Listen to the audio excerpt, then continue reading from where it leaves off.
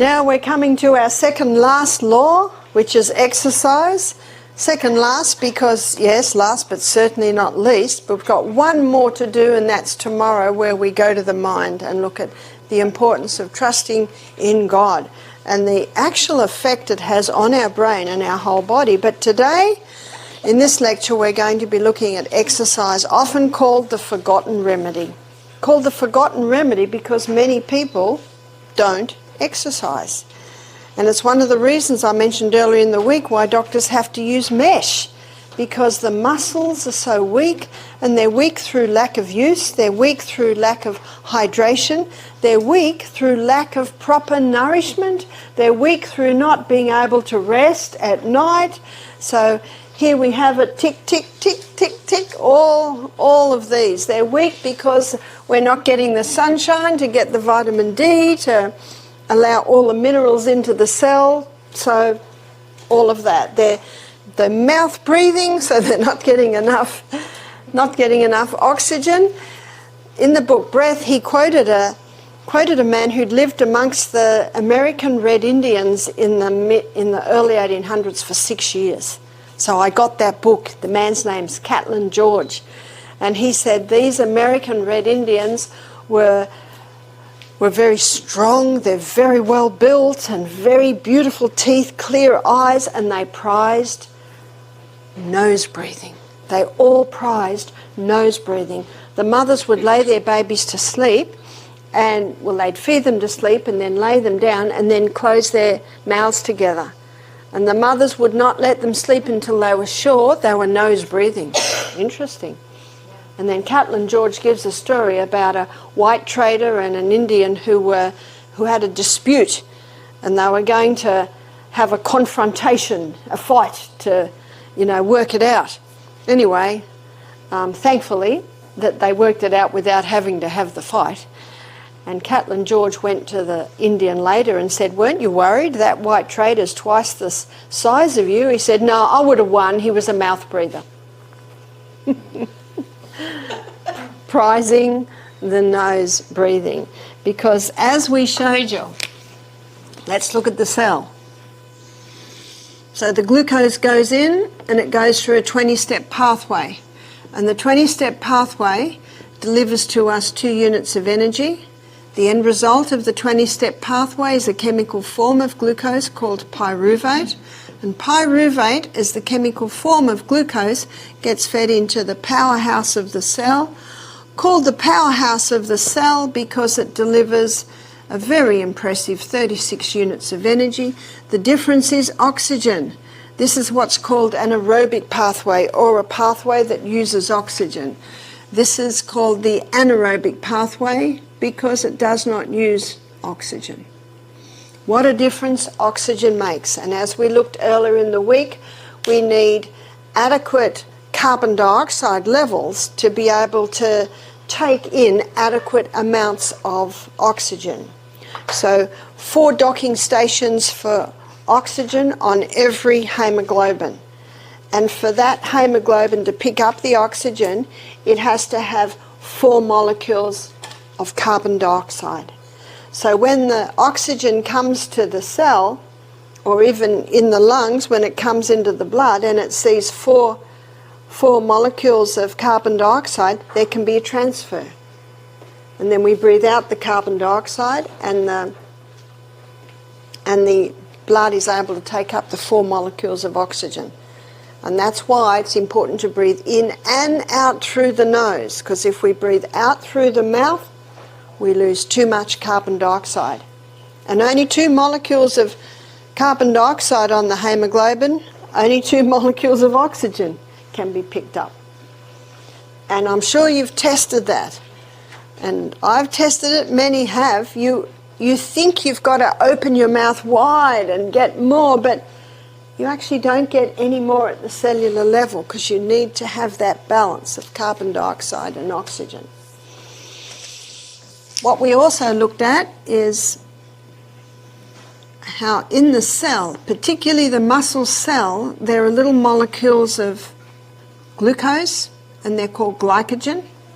Remember, the glucose goes in, and first of all it goes to the cell, The second place that it's sent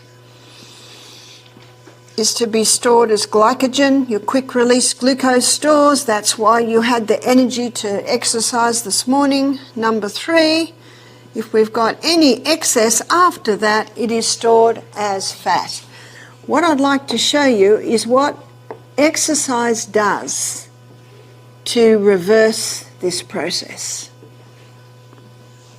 And it explains also why exercise is such an important part of managing weight in the body. The most probably powerful form of exercise that all the exercise gurus agree with today is the high intensity interval training. And the high intensity interval training, as the name implies, are intervals of high intensity. So let's define high intensity. So high intensity is anything that gets the heart rate up and increases breathing. So that could be running up hills. That's what Michael and I do every morning at Misty Mountain. It could be exercise bike. Probably most of the research that's been done on the high intensity interval training has been done on the exercise bike. So if someone's unstable on their feet, if they have ankle, knee or hip problems, the exercise bike is great because they're holding on. So the high intensity is cycling as hard and as fast as you can go. And 30 seconds is probably what most have come at. So who I'm quoting from here is Dr. Doug McGuff. He wrote the book Body by Science. And another book is Pace by Dr. Al Sears. He's called The Exercise Doctor. And another book, and it's a fairly well-known one, called by Dr. Michael Mosley, and that's Fast Exercise. So what I do is I read all of these books, and then I pull it in and summarise. And what I found that probably the common denominator in times would be 30 seconds. And you might not think 30 seconds is very long. Try it. Try running up the hill for 30 seconds. When I get to 20, my body says, yeah, that's about right. When I get to 25, my body says that this is going over the top. When I get to 30, I'm ready to stop. I count, and it's not 1, 2, 3, 4, 5, 6, 7, 8, 9, 10, as you know. Seconds is 1 and 2 and 3, and when I count, I know my steps. I get into a rhythm with counting and my steps.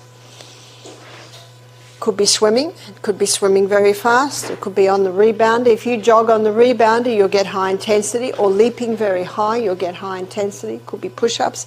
Anything that gets the heart rate up and the respiration increase. Recovery time. What's recovery? What the research has shown is the best recovery is not sitting down. The best recovery is just going slower. So if you're on the exercise bike, it's just slowly cycling. If you're on the rebounder, it might be just the health bounce. This is the health bounce. If you're running up hills, and that's what Michael and I do, we walk down the next side. And I know when I was in Mount Isa is a mining town in northern New South Wales, well, northern Australia. It's right up in... So if you look at Australia... Sorry, it's not a great one of Australia, but it's something like that. So you know that most of Australia, that's desert. So most people live on the coastal areas. Well, Mount Isa is about here, so it's fairly deserty. And I was asked to give a series of meetings there for a week.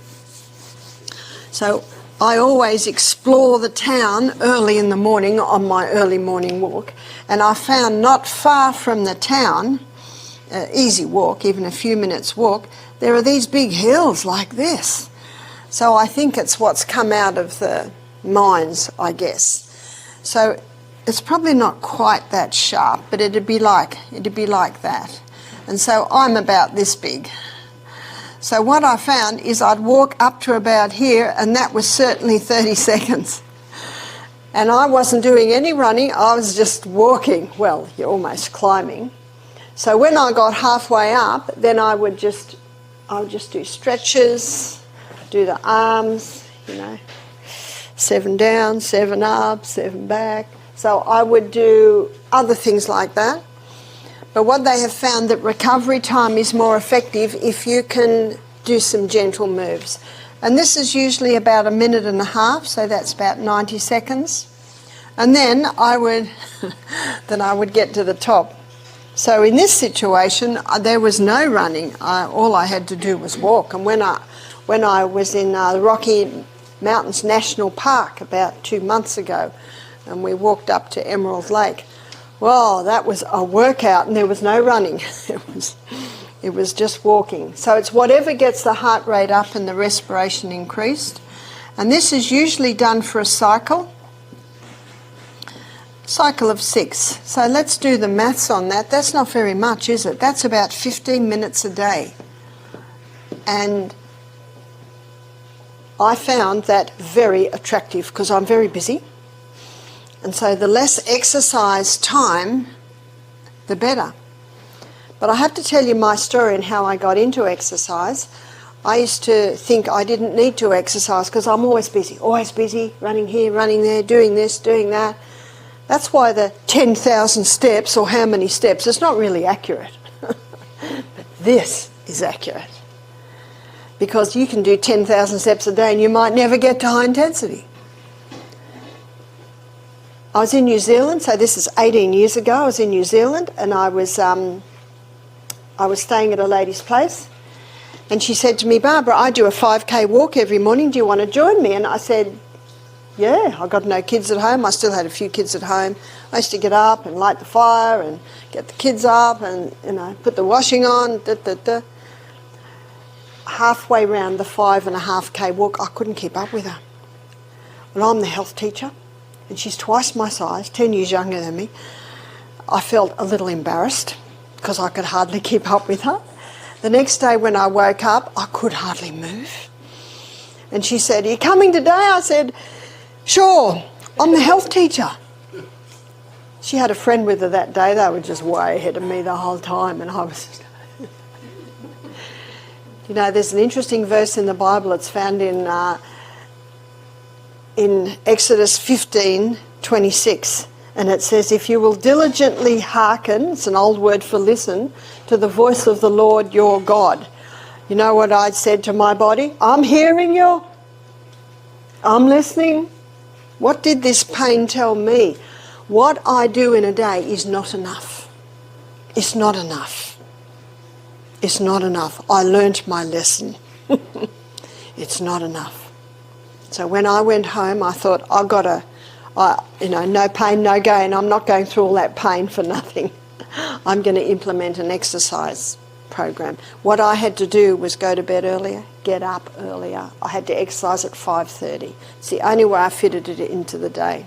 Because I was the health director it was at Mountain View, it was down in Victoria. I still had a couple of kids at home. I used to feed all the single staff because the only way they got well fed. So I was a busy lady. So the only way I could do it was to go to bed a little bit earlier. And I would do a half-hour walk. There were hills, did a couple of hills.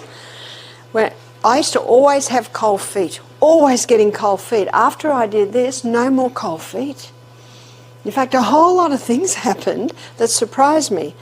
And I'd get back into the house and I've got the scarf off, the hat off. Wow, this house is too warm. And everyone in the house is...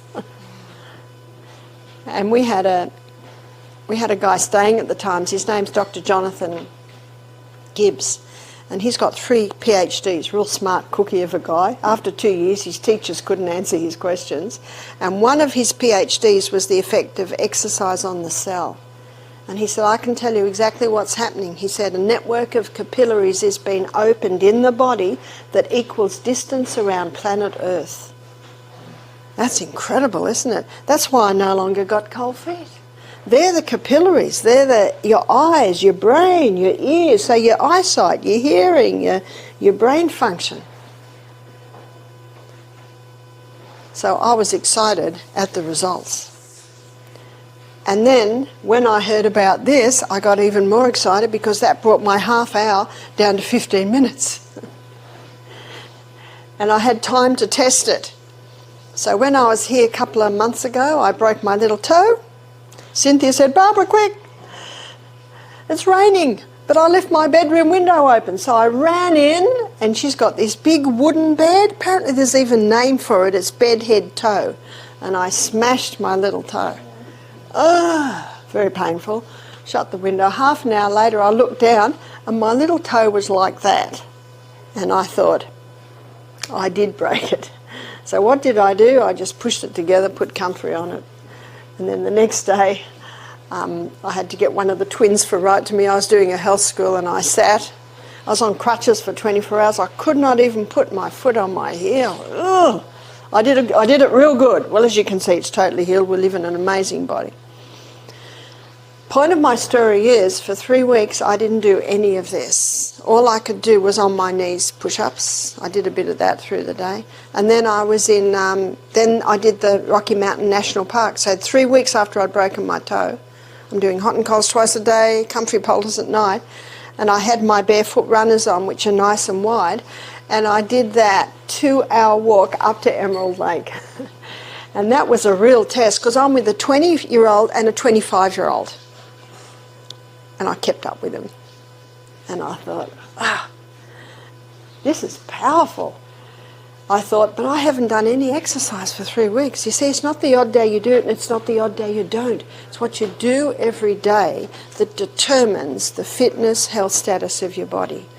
I was sure I'd be sore the next day because I really pushed myself because I thought I don't want to hold up these 2 young guys.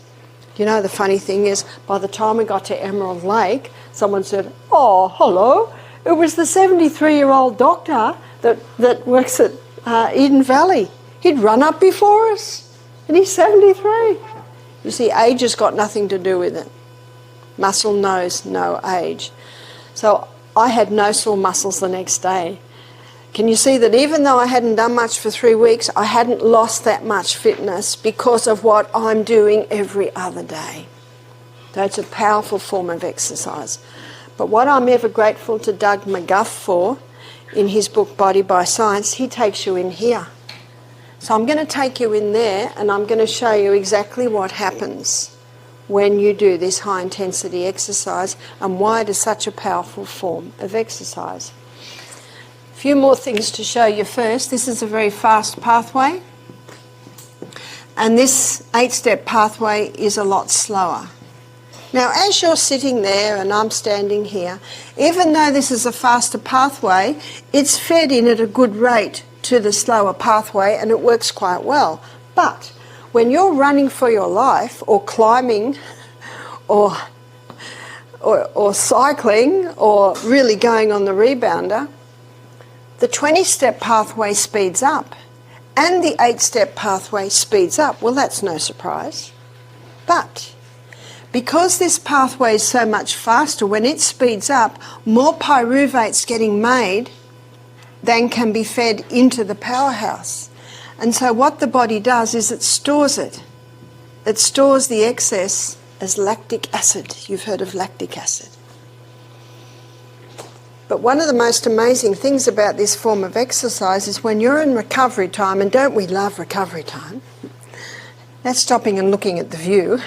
When you're in recovery time, that lactic acid is converted back to pyruvate and fed into the powerhouse.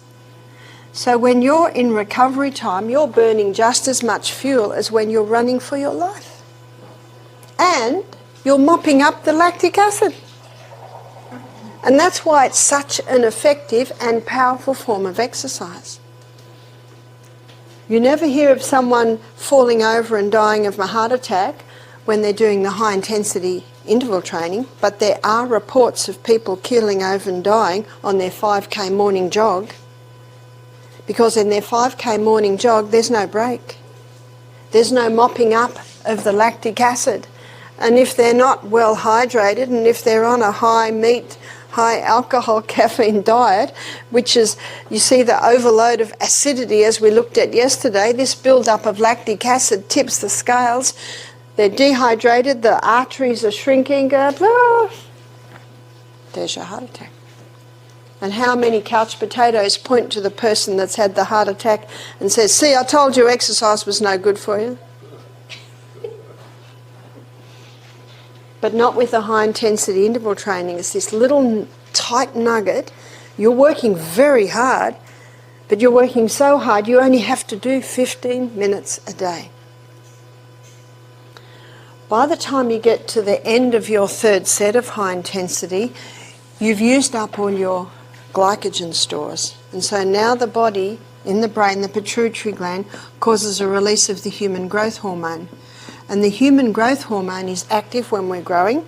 I haven't grown much after the age of 16. That probably doesn't surprise you.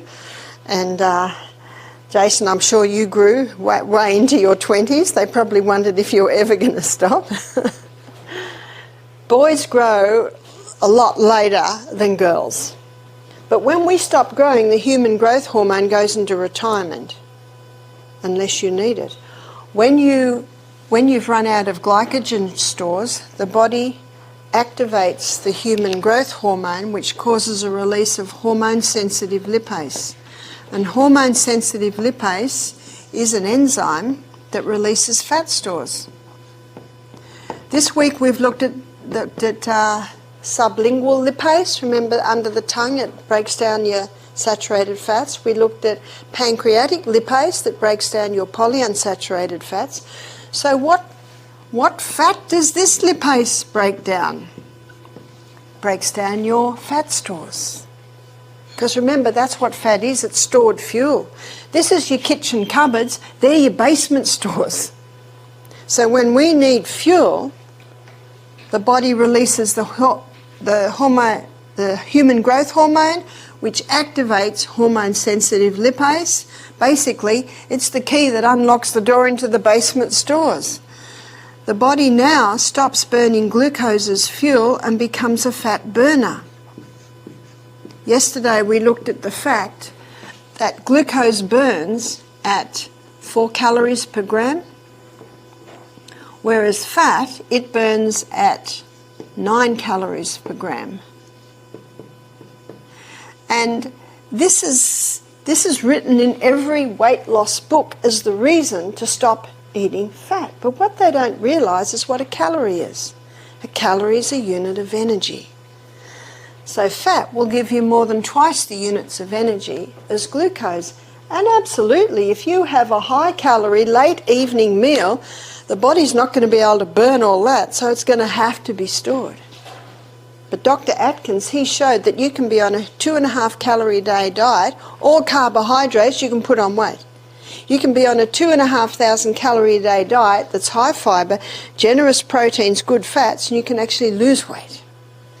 So any book that's calorie counting is back with the dinosaurs. It's acknowledged that calorie counting really doesn't do it. You can see now why the body becomes a fat burner, because it's going to give more than twice the units of energies. And when you're running for your life, the body says, wow, we need more fuel.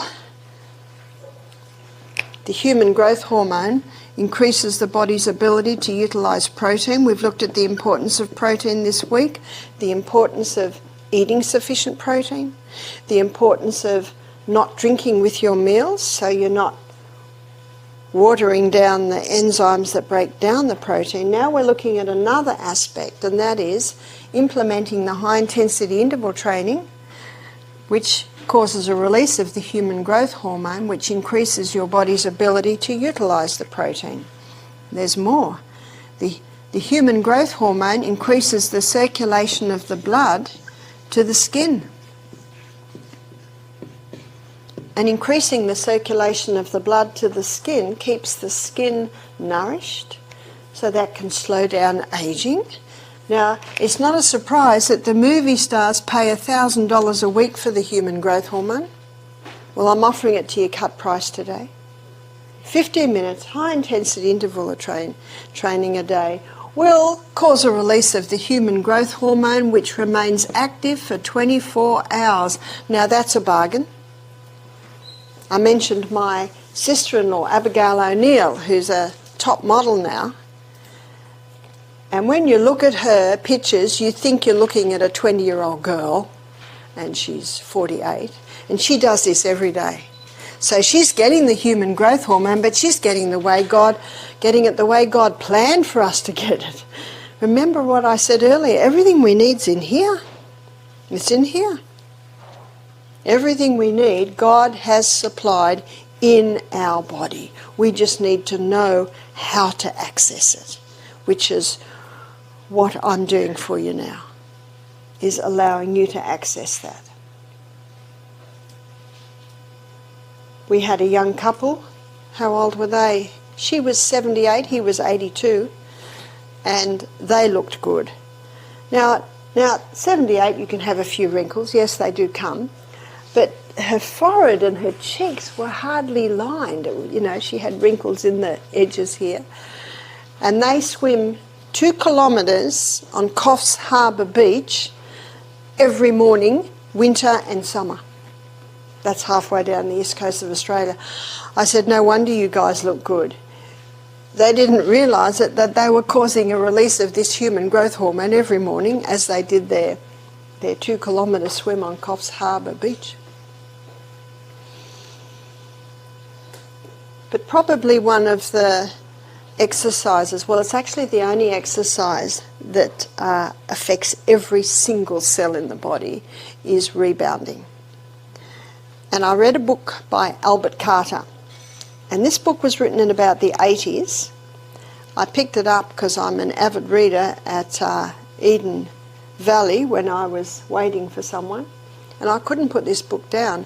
Albert Carter was a champion trampolinist, and then he married, and he noticed that his children were particularly strong, because he and his wife and children had a travelling trampoline show where they do all this trampolining. His little girl was 4 and can do 1-arm push-ups. There's a photo of him in the book holding her ankles, and she's doing a 1-arm push-up. And his little boy, he was only a little guy, and he'd get picked on at school and he'd challenge everyone to push-ups. He could do 1,000 push-ups, 7 years of age. And when you look at the pictures of Albert Carter, he's like this. You know, and you could count the muscles in his abs. And he wanted to know why. Don't you love it when someone wants to know why? Why did this form of exercise produce such strength? And in the 1980s, early 90s, there was not a lot of research about it, but he found it at NASA. You see, when the astronauts go to outer space, there's no gravity. And when they came back from outer space, and they're late 30s, 40s, maybe early 50s, very fit, they'd lost sometimes 25% bone strength and muscle strength. So they looked for a form of exercise that would prevent that loss, well, as much, and restore it. And there was only one type of exercise that would do that, and that was the trampolining. So, of course, in the 90s, they put together the little rebounder, which does the same as the trampoline, but it makes it accessible. You can have it in your house. And what Albert Carter wanted to know was why. Why was it such a powerful form of exercise? The reason why it was such a powerful form of exercise is it triggers 3 forces.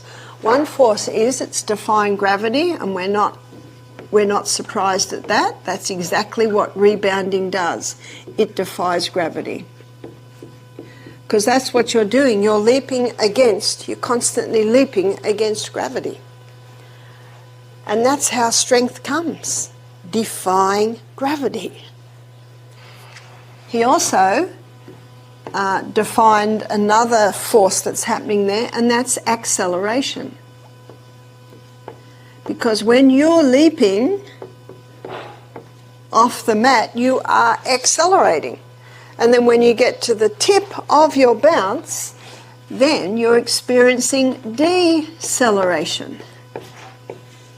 And he found a quote from Einstein that states that these three forces have the same effect on the body, and they affect every single cell, even the cell at the tip of your ear. There is no cell in the body that is not affected by rebounding. And he did a lot of experiments. He had in a gym you've got like a cycle of things. Someone will do 5 minutes on the exercise bike, 5 minutes on the rowing machine, another on the pull-ups, be a cycle. So he had 20 athletes and they were all quite fit.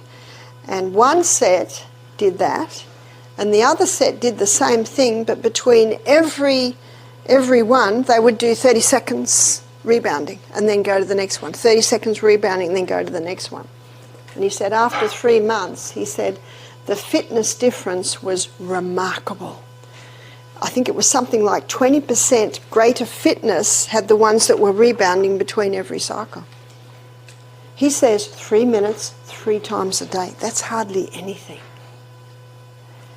And you can do all sorts of things on the rebounder. So we've got a rebounder here, and I'm going to demonstrate a couple of things you can do, and I'll just take my shoes off to demonstrate. Because one would say, well, you know that you certainly are doing your, by the way, this is the health bounce. So anyone can do that, the health bounce. And some say, well, I can't because I don't have good balance. Do you know how you get the balance? Rebounding. Because your balance is set by the fine mechanisms inside your ear and the bottom of your feet. If you think you're going to fall off, you can get a bar, a bar, and hold on to the bar. But this is the rebounder, and I always say to people, start like this, and what you can also do is just like that. Just the bits like that. And as you get better at it, of course, you can go further and further and further, and you can twist. So twisting your spine is great for the spine. And what about your biceps and your triceps? This is biceps with the palm down, and triceps is the palm up. So there's a lot of, and you can tell, and you can see by what I've told you that I'm relatively fit. I wouldn't say I was ultra fit, but I'm starting to get a little breathless. And you can also do your eyes. So how you strengthen your eyes is, say, if I'm doing it here, you see there's the doorway. What I do is I focus on the door frame, and then the tree outside will jump. And I'll do that for 10 jumps, and then I focus on the tree, and then the door frame jumps. So can you see what I'm doing? I'm doing long and short range on your eyes. And when you do the long and short range on your eyes, you're strengthening short range muscles and you're strengthening long range muscles.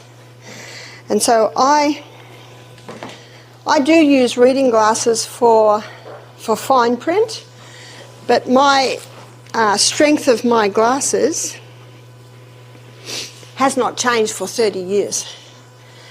And I believe it's because, yes, all of this, and in his book, Better Eyesight Without Glasses, Dr. William Bates, he shows how you can strengthen your eyes, and the last chapter has a summary, and basically he puts these laws of health there, because your eyes need hydration, your eyes need nourishment, your eyes need to sleep, your eyes need sunshine, so basically all of that.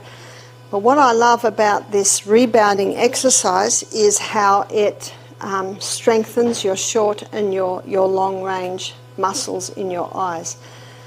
So remember that glasses do weaken your eyes, so as much as possible don't wear your glasses. Obviously there might be times that everyone's taking their glasses off. Obviously there may be times when you will need them, but as much as possible. Because I've spoken to some people and they've said, well, I need them for reading. I said, but you don't need them for anything else, so don't wear them for anything else.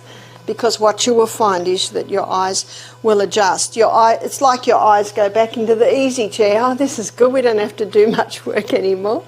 But your eyes are made up of these long and short range muscles, so you can work those muscles.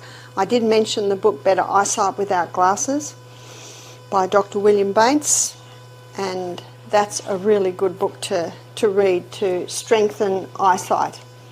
So the rebounding is something I believe everyone can do, and it's such a powerful form of exercise you don't have to do it very much. And if you've got a rebounder in your house and children visit, where are they? They're on the rebounder.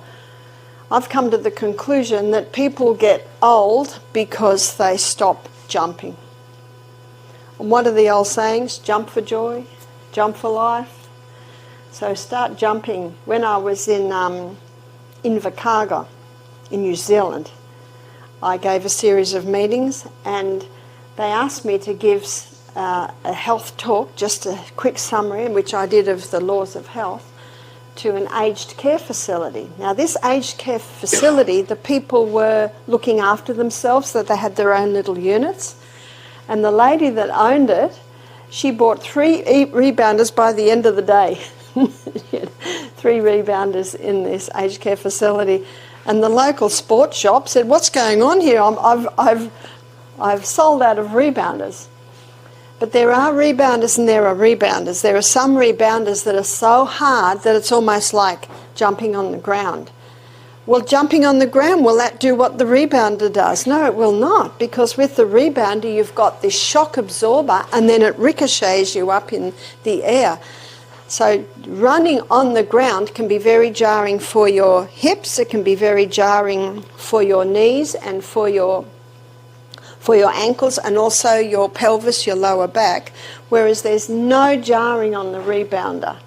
And Dr. Albert Carter, he tells the story of some of his friends who were runners, and by the age of 50, they got arthritis in their hips, they got pain, and he got them over and onto rebounding. And he said with a change of diet and with just the gentle exercise of the rebounder, gentle but incredibly powerful, he said that their aches and pains were dispersing. One more other aspect of exercise, and that is how we run. Now when you're on the rebounder, you will never jump on your ankle, on your heel. You'll always do toe running. And if you watch children run, they always toe run. And if you run on grass, you will always toe run. But unfortunately with these padded joggers, it encourages people to heel strike when they run. And there's a book called Born to Run by Christopher McDougall. And he was a runner, and he was getting hamstring, pelvic, lower back problems. So he decided to take a few months off work, travel the globe, interviewing runners. And he also looked historically at runners. And he found in 1960 and 1964, there was an African runner who took home gold in all of his running races, breaking times, and his name was Abibi Bikila.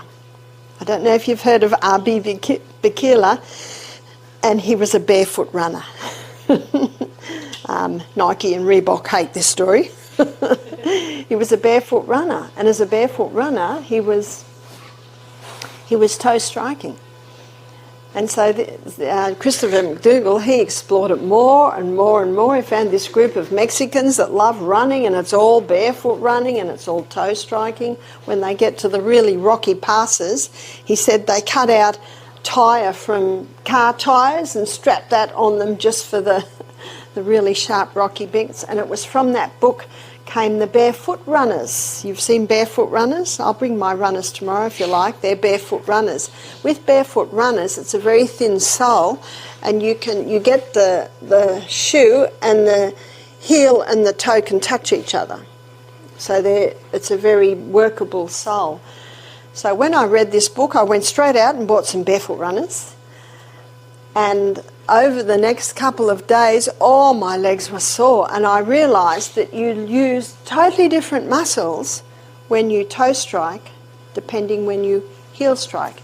This is another interesting book, and this guy's an atheist, but when he studied the foot, because he really explores running, legs and feet, and he said, the foot is a perfect design. And when I read that, I thought, mate, did we evolve or did we design? Make up your mind. Now, I believe that we were made in the image of God, and this foot was a perfect design. And he had to acknowledge that when he looked at the foot, because when you land on your foot, your toes spread out, your big toe basically balances you, and then you've got the ball of the foot and all of those muscles and little bones in there. It's just designed to take the weight. But the heel is not.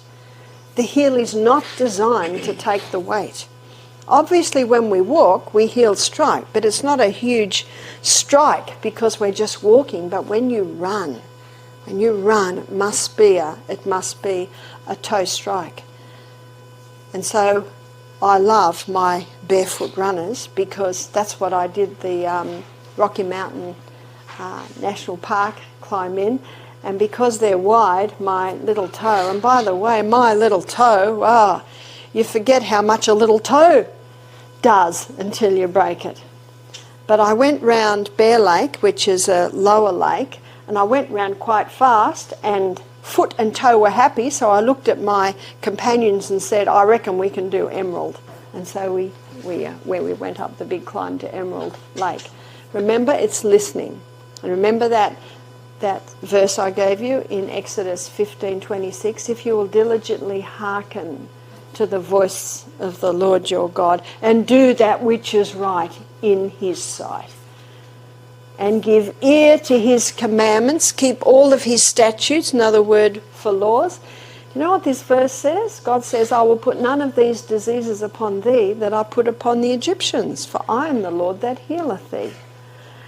Egyptians, they've dug up bones, tested bones, and found out that these Egyptians had arthritis, osteoporosis, cancer, heart disease. So what's this verse saying? God didn't bring these diseases upon the Egyptians. They brought it upon themselves because they didn't give ear.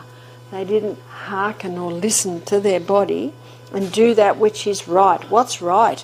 This! Giving it the right conditions so that it can heal. A lady said to me, Barbara, how do you keep up the pace? I said, do you want to know my secret? I found a list of health laws that sustain me. And you will find too, as you implement them, they will sustain you too. That's the good news.